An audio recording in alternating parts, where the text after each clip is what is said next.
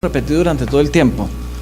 Corrija la causa de base. Hay causas de base que yo puedo corregir o empezar a corregir durante la reanimación, pero generalmente la mayor parte de las causas generadoras de un arresto cardíaco, de un paro cardíaco, se empiezan a corregir durante la reanimación, y si el paciente hace retorno a la circulación espontánea, deben continuar siendo corregidas en la fase o en el estado post-reanimación. Lo otro en donde uno tiene que ser coherente y asociar y relacionar, en medicina y en enfermería y en atención en salud en general, hay una cosa que le preocupa o nos preocupa a las universidades, etcétera, etcétera, que es un concepto que se llama disociación teórico-práctica. Uno lee muchas cosas, cree saber muchas cosas, de donde más publican cosas, que es la literatura americana y la literatura europea. Entonces, si ustedes leen este tema desde la literatura americana, desde la literatura europea, australiana y todo lo demás, le dicen una cosa: los cuidados por reanimación se hacen en una unidad de cuidado intensivo, en una unidad de terapia intensiva. Entonces yo me pregunto, ¿cuántos pacientes de la vida real que reanimamos y logramos retornar a la circulación espontánea tienen acceso a una unidad de cuidado intensivo en las primeras horas o en los primeros minutos después de ser reanimados? ¿Muchos o muy poquitos? ¿Hay muchas camas disponibles? No. Entonces esos cuidados por reanimación generalmente yo los tengo que estandarizar, extrapolar y traerlos ¿a dónde? Al sitio en donde realmente va a estar el paciente. ¿Cuál es el sitio? La sala de urgencias. Mientras durante un tiempo, yo no estoy queriendo decir que siempre ocurra eso, logre obtener una cama en la unidad de cuidado intensivo. Entonces miren que aparecen conceptos para que entendamos desde hace mucho tiempo que dentro de estos eslabones de esta famosa cadena de supervivencia, el eslabón final precisamente son los cuidados por reanimación, porque eso depende que sostengamos el ritmo de perfusión de ese paciente, que el paciente no vuelva a entrar en paro. Hay que entender qué es lo que ocurre, coordinar recursos, hacer el tratamiento específico y todo lo demás, que es lo que vamos a ver. Y una de las cosas que más preocupa es que finalmente el paciente, cuando en ese estado post-arresto cardíaco vuelve a tener circulación sanguínea espontánea, ese paciente tiene una cosa que se llama isquemia sistémica cuando estuvo en paro, y reperfusión cuando la circulación vuelve a cumplir sus funciones vitales. ¿Qué quiere decir eso? Cuando la sangre estuvo detenida, cuando el paciente no tuvo circulación, cuando tuvimos que estar dando masaje, aplicando adrenalina, desfibrilando si era desfibrilable, corrigiendo la H y la T si no era desfibrilable, etcétera, etcétera.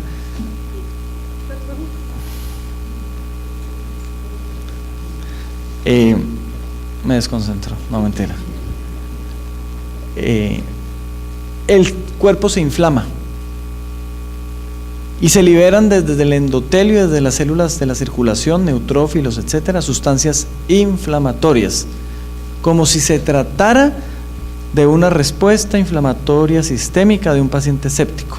Por eso, en ese estado post-reperfusión o de reperfusión, el paciente hace un síndrome de respuesta inflamatoria sistémica.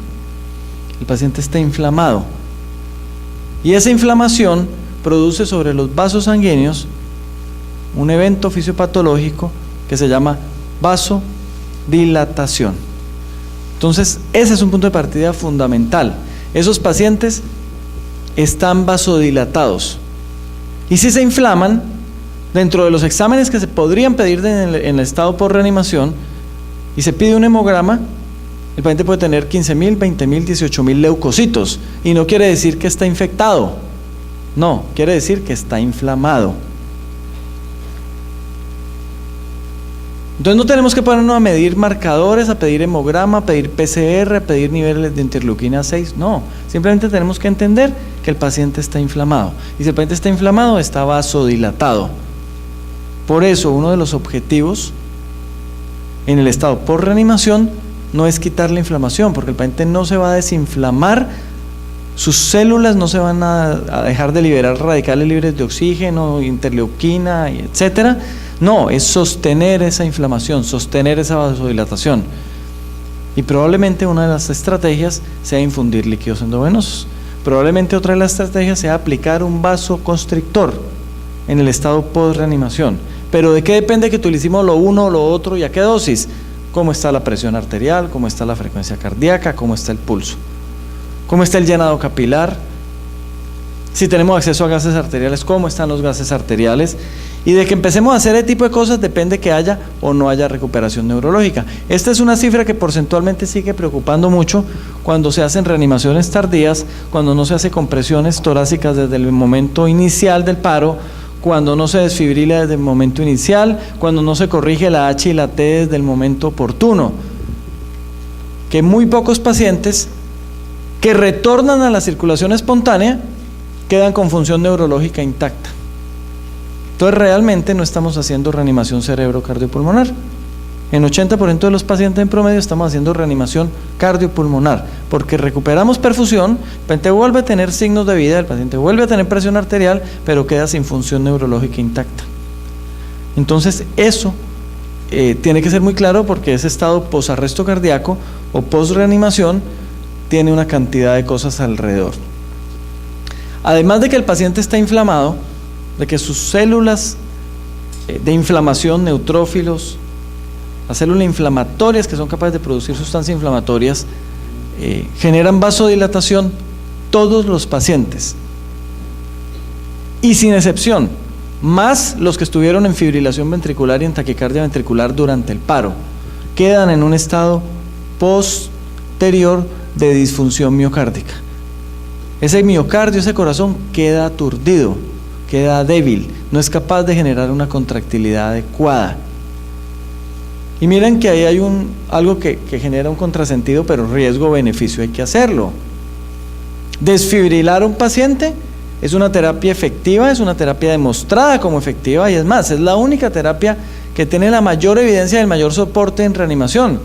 Desfibrilar, un ritmo desfibrilable, es lo único que va a hacer que un paciente haga retorno a la circulación espontánea, pero al mismo tiempo, esa onda eléctrica de desfibrilación atravesando ese corazón genera daño miocárdico, que es real, y esa es una de las razones, ahora el licenciado Víctor lo mencionaba,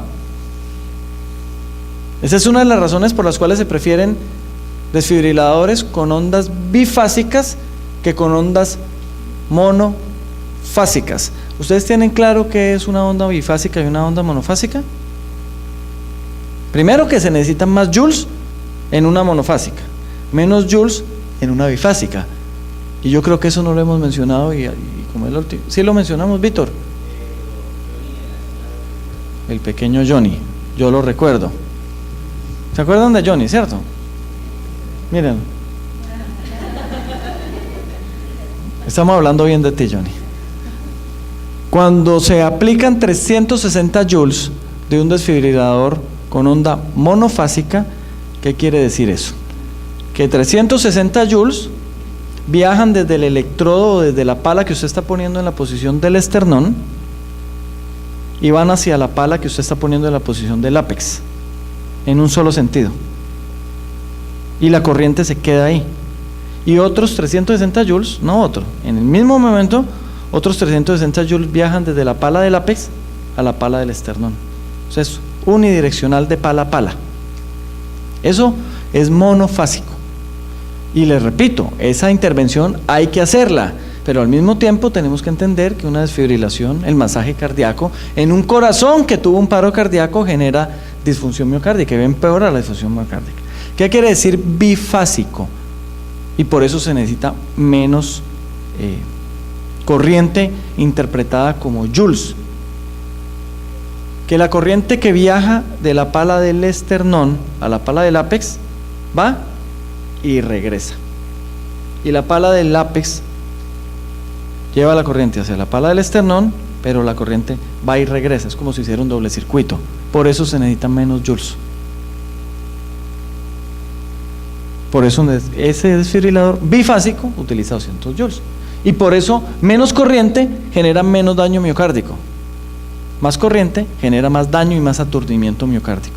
Entonces, además del que el paciente está vasodilatado, está inflamado, en esa fase por reanimación o en ese estado por reanimación, los pacientes tienen disfunción miocárdica.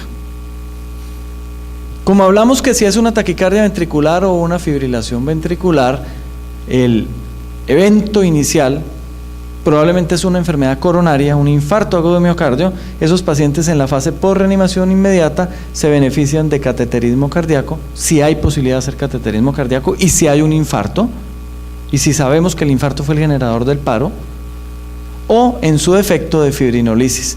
Por eso esos pacientes van a necesitar en la gran mayoría de las veces vasopresores e inotrópicos. ¿Vasopresores para qué? Para cerrar los vasos sanguíneos que están inflamados, que están vasodilatados. ¿E inotrópicos para qué? Para corregir esta disfunción miocárdica. ¿Cuál es una de las mezclas de medicamentos útiles, no quiero decir la única, útiles en ese contexto? Como vasopresor, norepinefrina, y como inotrópico, dobutamina. Yo creo que varias de las personas, si trabajan en servicios o en hospitales de mayor complejidad, ven que esa es una mezcla habitual, no la única, habitual, de vasopresor más inotrópico, norepinefrina, dobutamina. No quiere decir que es la única. Por ejemplo, ¿por qué no dopamina? Porque si yo tengo un miocardio aturdido, disfuncionante, que desfibrilé, que tuve que masajear y que además de eso tuvo un problema primario, acuerden que la dopamina, además de tener efecto inotrópico positivo, tiene efecto cronotrópico positivo, o sea, me genera taquicardia en el paciente. Entonces, si yo tengo un miocardio que no está siendo capaz de funcionar por sí solo, necesito es darle contractilidad, fuerza contráctil, más no frecuencia cardíaca, porque si le doy frecuencia cardíaca a un miocardio que no está preparado para hacerlo, lo pongo a disfuncionar más. Por eso la dopamina no es una buena elección.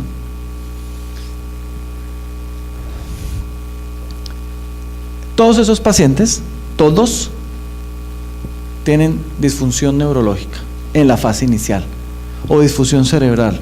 Entonces, cuidado por favor, en esos minutos, horas o momentos iniciales de la post-reanimación en generar conceptos o generar criterios de muerte cerebral, de que el paciente va a quedar mal neurológicamente.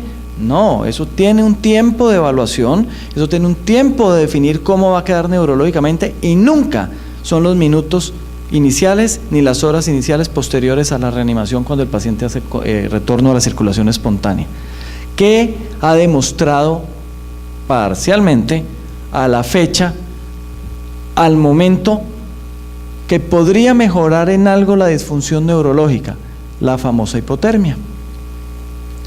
Entonces, en cuanto a hipotermia, aparecen conceptos, y ya me voy a detener ahí, aparecen conceptos de que la hipotermia puede ayudar al paciente. Puede ayudar al paciente en ese estado de recuperación neurológica y de la disfunción miocárdica y de otras cosas, pero principalmente para la recuperación neurológica. Pero al mismo tiempo, hay que ser muy coherente y muy lógico en que la hipotermia se recomienda en la fase post-reanimación para pacientes que salieron de paro por fibrilación ventricular y taquicardia ventricular. No está recomendada ni avalada para estados post-reanimación después de actividad eléctrica sin pulso y asistolia. Solo para fibrilación ventricular y taquicardia ventricular. ¿Qué hay que hacer?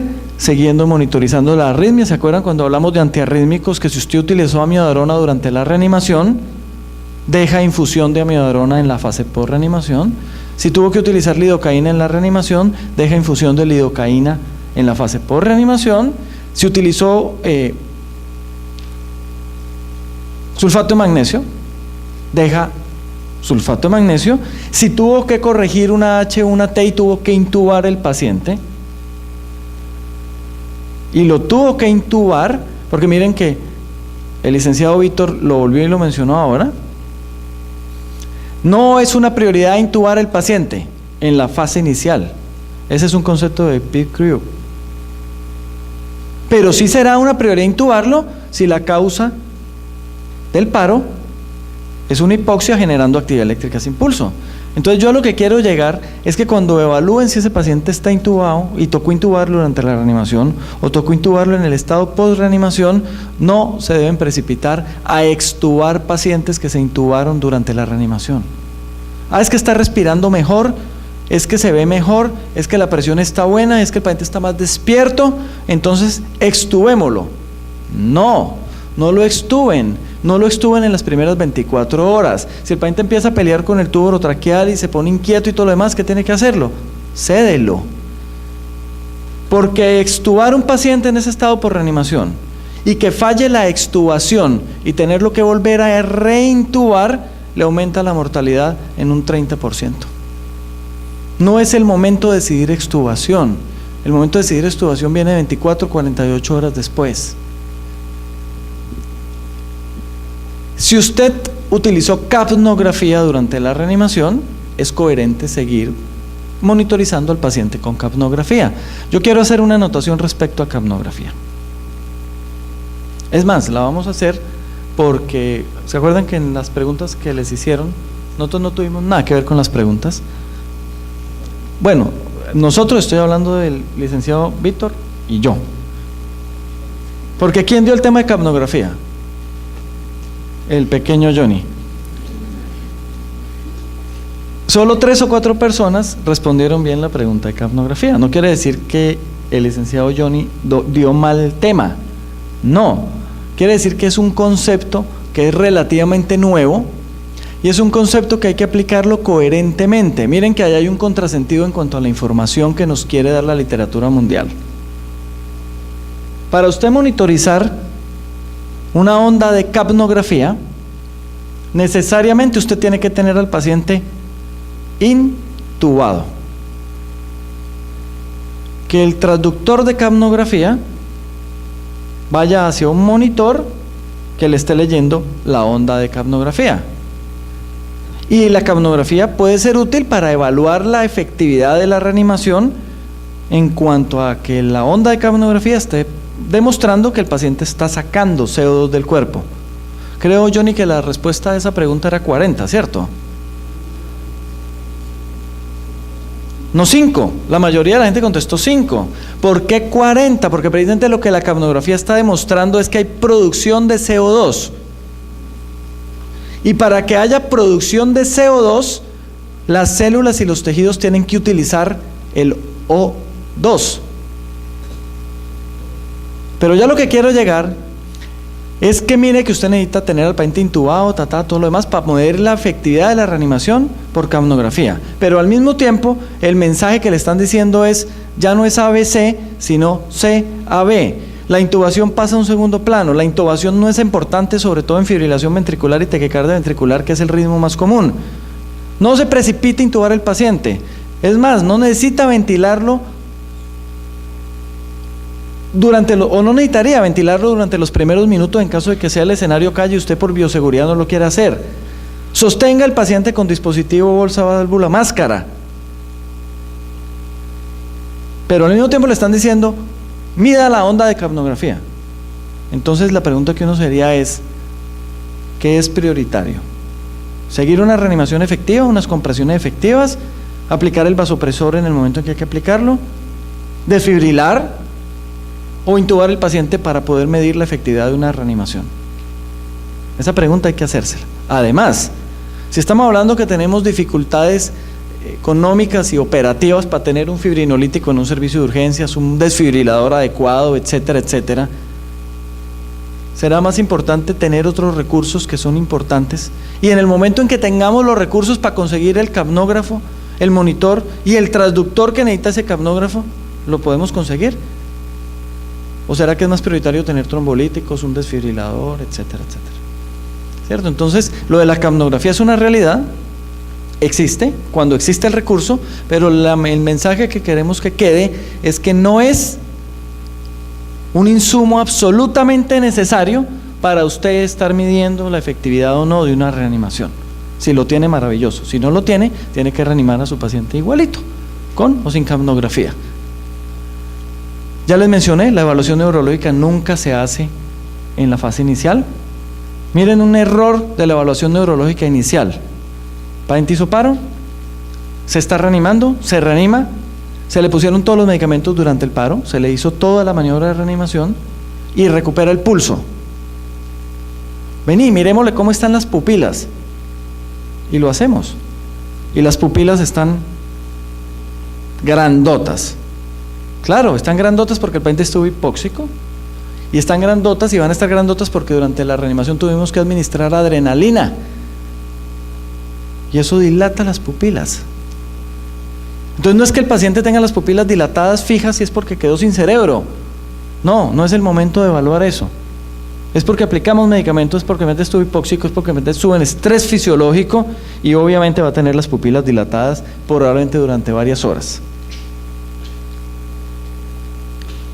Este es el estudio que demuestra o lleva a la evidencia que el paciente debe estar cuando el paro fue presenciado, que alguien empezó la reanimación de manera temprana en el escenario prehospitalario o en el escenario hospitalario, que el ritmo de paro fue una fibrilación ventricular o una taquicardia ventricular sin pulso, y por obvias razones, si hablamos de taquicardia ventricular y fibrilación ventricular, estamos asumiendo que la estructura cardíaca dañada, que la estructura alterada o dañada por isquemia es el corazón, que esos pacientes se benefician de hipotermia controlada durante las primeras 24 horas, sosteniendo una temperatura de 30 a 34 grados centígrados. Y se benefician porque pueden tener, cuando se comparan con los que no fueron llevados a hipotermia, pueden tener algo más de recuperación neurológica respecto a los que no fueron llevados a hipotermia. Entonces, en hipotermia hay que tener una cosa clara. Alguien dirá, bueno, ¿y entonces yo cómo enfrío el paciente para llevarlo a 30 a 34 grados centígrados? Si tiene que poner líquidos endovenosos, líquidos fríos y mantas frías y o hielo, pero ojo por favor que es una hipotermia controlada, o sea, usted tiene que estar midiendo la temperatura minuto a minuto de manera permanente, porque si se pasa y lo lleva más a hipotermia, le hace daño al paciente. Entonces, cuando usted no puede controlar adecuadamente ese escenario de hipotermia, es preferible no hacerle hipotermia al paciente y dejarlo normotérmico a la temperatura que está. Y al mismo tiempo sí tiene que quedar muy claro, evite la hipertermia. Como esos pacientes están inflamados, se liberó interleuquina 6, interleuquina 1 y todo lo demás. Acuerden que esas sustancias inflamatorias, además de ser inflamatorias, vasodilatadoras, son pirógenas, son generadoras de fiebre. Entonces, si el paciente empieza a hacer hipertermia en la fase por reanimación, controle la hipertermia, baje la temperatura, sin necesidad de llevar al paciente a hipotermia. Si tiene que hacer hipotermia y la puede hacer y tiene cómo controlarla, hágala. Pero no me vaya a llevar el paciente por debajo de 30 grados centígrados porque se lo tira. Ahí están los beneficios de la hipotermia, además de la parte neurológica, de que disminuye la inflamación, de que el estado del cuerpo entra como en un estado fisiológico basal por debajo de lo normal, mejora el inotropismo, los inotrópicos que se estén utilizando van a tener mejor respuesta y se evaluará después de 24 o 48 horas si esa hipotermia sirvió o no sirvió, ayudó o no ayudó a que el paciente en la fase por reanimación tuviera cuidado. Mencionamos lo del tubo orotraqueal, si lo tuvo que intubar no lo estube, vigile el tubo orotraqueal, y ahí es donde aparece una famosa mnemotecnia que se utiliza desde hace mucho tiempo. Si el paciente está intubado, verifique que el tubo no se haya movido, que no se desplace, que no se obstruya, que el paciente no haya hecho un neumotórax, que el equipo está funcionando bien y que con esa vigilancia el paciente sature bien, que la presión arterial de oxígeno por gases arteriales sea normal, si lo tiene con capnografía, que el paciente esté con onda de capnografía normal, tiene que tener al paciente monitorizado, tiene que estar midiendo gasto urinario. Así es, paciente está en urgencias, se dan de cuenta que un paciente que está en estado crítico y usted adapta una de las camillas o de los sitios de urgencias o la sala de trauma o de shock o de reanimación o como le quieran decir, como una mini unidad de cuidado intensivo, sin querer decir que el paciente está en cuidado intensivo. Usted tiene que monitorizar al paciente como si estuviera en cuidado intensivo. Eso quiere decir que el paciente necesita recurso de infraestructura y necesita recurso humano mientras esté en el servicio de urgencias por encima de los estándares de atención de cualquier otro paciente. Ese no es el paciente que el médico va y lo ve cada 3 horas, que la enfermera va y lo ve cada 3 horas. No, es el paciente que necesita que alguien esté ahí permanentemente con el paciente vigilándolo, porque muchas cosas pueden pasar, y como no estamos con estándar de cuidado intensivo, de terapia intensiva, a veces se generan descuidos o se presentan descuidos en el servicio de urgencias con esos pacientes. Si el paciente necesitó colocación de marcapaso transcutáneo, sostenga el marcapaso transcutáneo hasta que el paciente necesite el marcapaso definitivo, no retire marcapasos transcutáneos, ya mencionamos lo de inotrópicos y vasopresores, trate el evento precipitante, trate la embolia pulmonar en caso de que el evento precipitante del paro fue una embolia pulmonar, trate la infección y la sepsis si fue sepsis, trate la acidosis metabólica, o sea, trate las causas de base, siempre trátelas, si no el paciente le va a volver a hacer paro en esa fase por reanimación, va a volver a entrar en paro.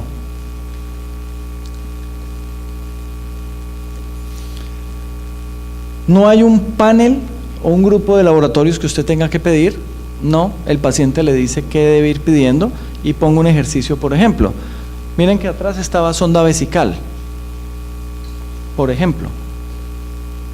Si el paciente empieza a hacer un gasto urinario adecuado 3-4 horas después de la reanimación, la presión es normal, el llenado capilar es normal, perfunde bien porque se ve bien con buen pulso y todo lo demás, así lo tenga sedado, y usted ya puso un catéter vesical, una sonda vesical, y ve que el gasto urinario es apropiado y orina 0.8, 1.4 mililitros kilo hora, o sea, un gasto urinario muy bueno, o sea, por encima de 0.5 mililitros kilo hora, ¿será preocupación tener que pedir una función renal de entrada?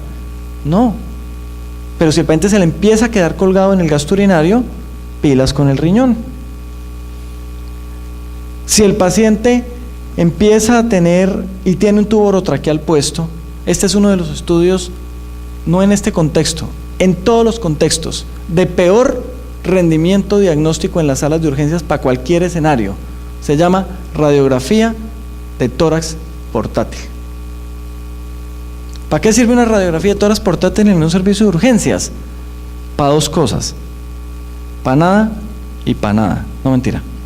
Sí sirve para 2 cosas: ver adecuada colocación de un tubo orotraqueal cuando usted ha tenido que intubar al paciente, y ver la adecuada colocación de una línea de acceso venoso central si usted en urgencias tuvo que poner una línea de acceso venoso central. De resto,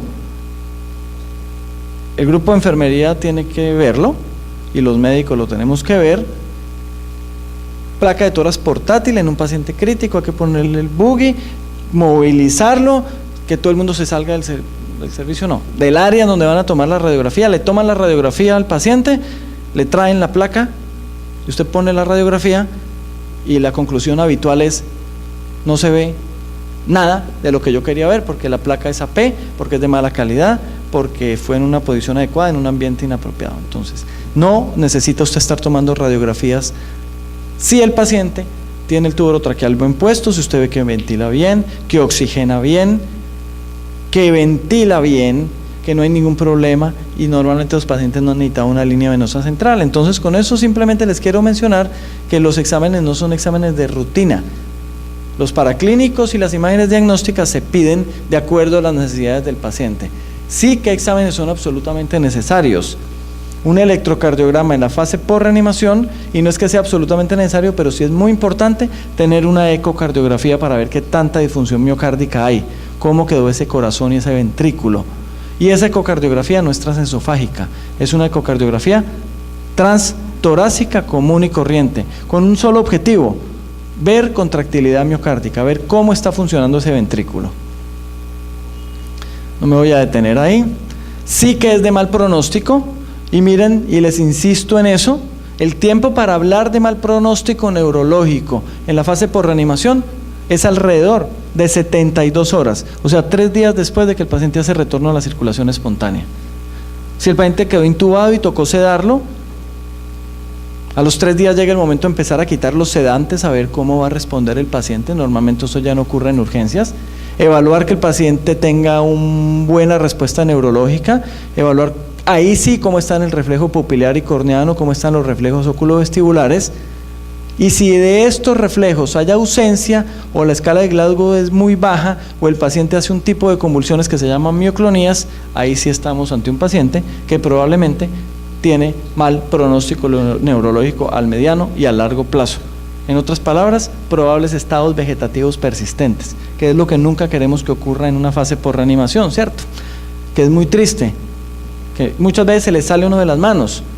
Hicimos todo durante la reanimación, lo hicimos a tiempo, pero el problema fue que el paciente, mientras llegó de la casa de la calle de donde lo trajeron al hospital, tuvo un tiempo muy prolongado de hipoxia y de isquemia cerebral. Y tocó reanimarlo, ¿por qué? Pues porque toca reanimarlo. Y ese no lo pudimos controlar. El que sí podemos controlar es el que nos llega rápido al hospital o el que nos hace el paro intrahospitalario, y ahí es donde tenemos que evitar que haya isquemia cerebral, que haya hipoxia cerebral, porque esto se presenta en muchos pacientes. Entonces ahí es donde presenta el problema, no para uno, para la familia. Y entonces nos lo tenemos que llevar así. Pues sí, muy triste, porque son estados vegetativos persistentes, ventilaciones. Aquí en el Perú hacen cuidados posteriores como ventilación mecánica en casa y cosas de esas. ¿Salud en casa? No. Ok. En Colombia ya se está haciendo, ¿cierto? Después de muchas horas, de mucho tiempo, de pacientes que fueron irrecuperables, etcétera. Los aseguradores, o sea, el sistema de salud tiene muchos aseguradores, así como aquí es el Instituto Peruano del Seguro Social. Hay un mundo de empresas que hacen las veces de Instituto Peruano del Seguro Social. Entonces, cuando el grupo médico, el grupo hospitalario está de acuerdo que el paciente, lo único adicional para ofrecerle es que siga con ventilación mecánica en la casa, le organizan un equipo de trabajo para desocupar una cama y un espacio de cuidado intensivo y sigue con cuidados de enfermería, con visita médica diaria, en casa. ¿En dónde?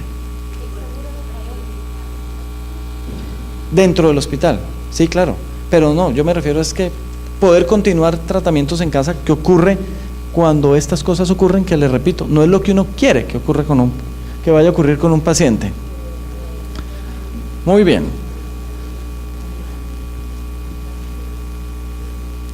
Optimice como meta la perfusión por sistemas, y no es perfusión por sistemas, es perfusión orgánica. Mantenga adecuada presión arterial, mantenga adecuada perfusión. Verifique que el paciente esté perfundiendo bien. Usted tiene que esperar que ese paciente se desinflame, usted tiene que esperar que ese paciente mejore la disfunción miocárdica contráctil. Vigile cómo está la glicemia, que no lo había mencionado. Ojo con esos pacientes en fase por reanimación, así no sean diabéticos previos. Como hay estrés metabólico, muchos pacientes hacen hiperglicemia, y la hiperglicemia es un factor que genera problemas en el estado por reanimación. Y si el paciente no es diabético previo, puede inclusive hacer hipoglicemias también, entonces hay que evitar hipo e hiperglicemias. Y si el paciente empieza a hacer hiperglicemias, así no sea diabético, hay que empezarle a hacer control metabólico con insulina por esquema, cristalina, de acuerdo al valor de glucometría, etcétera, etcétera. Verifique electrolitos y todo lo demás. Y cuando todas estas cosas se optimizan, es probable que el paciente aumente la probabilidad de supervivencia sin daño neurológico. Sin daño neurológico, que les repito, ese es el objetivo, y el objetivo fundamental está en la fase de reanimación y probablemente en la fase post-reanimación. Entonces miren que no hay una receta del estado por reanimación, no hay unos fármacos que siempre haya que utilizar en el estado por reanimación, no hay unos laboratorios que siempre haya que pedir en el estado por reanimación, no, el paciente lo va orientando y lo va guiando usted qué se hace en el estado por reanimación.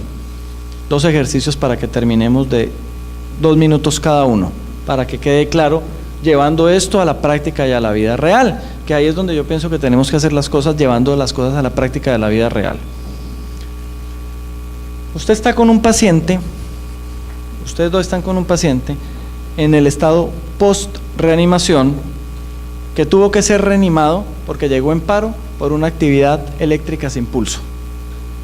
Tuvo una reanimación de 12-13 minutos y esa actividad eléctrica sin pulso fue explicada porque el paciente tuvo un problema de la vía aérea de oxigenación, porque es un paciente asmático.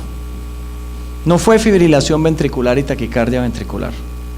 Por ende, es coherente que durante la reanimación, además de las compresiones, del masaje, de la oxigenación, el paciente haya requerido intubación. Ok. el paciente recupera pulso, o sea que llega a estado post-reanimación. Pregunta 1. A ese paciente es prudente extubarlo y retirarlo de la ventilación asistida que tiene en ese momento, y probablemente en el momento la ventilación asistida sea con BBM, con AMBU, o es mejor no extubarlo. Ese paciente no se puede extubar. 2. Ese paciente cuyo problema primario fue hipoxia necesita líquidos endovenosos en bolos de manera abundante porque está hipovolémico, o ese paciente no necesita líquidos endovenosos de manera abundante. ¿No? El paciente tuvo un problema puro de oxigenación. 3. ¿Ese paciente necesita infusión de un antiarrítmico? No, porque el paciente nunca tuvo una arritmia durante el paro. El paciente tuvo una actividad eléctrica sin pulso, y yo en la actividad eléctrica sin pulso no utilizo ni amiodarona, ni lidocaína, ni sulfato de magnesio. Entonces el paciente no necesita infusión de un antiarrítmico. Ese paciente necesita hipotermia. No, porque no fue una fibrilación ventricular y una taquicardia ventricular. Ese paciente, si no tuvo un problema de cardíaco primario, ¿será que va a necesitar un medicamento que le ayude a soportar la función cardíaca? O al corregir la hipoxia, la función cardíaca se empieza a normalizar. Ese es un paciente en un estado por reanimación de un ejercicio de hipoxia. ¿Qué tuvo que empezar usted a corregir desde el minuto 0? Durante la reanimación y en la fase por reanimación, lo que generó el paro de ese paciente, que se llamó hipoxia. Ahora vamos a otro estado por reanimación.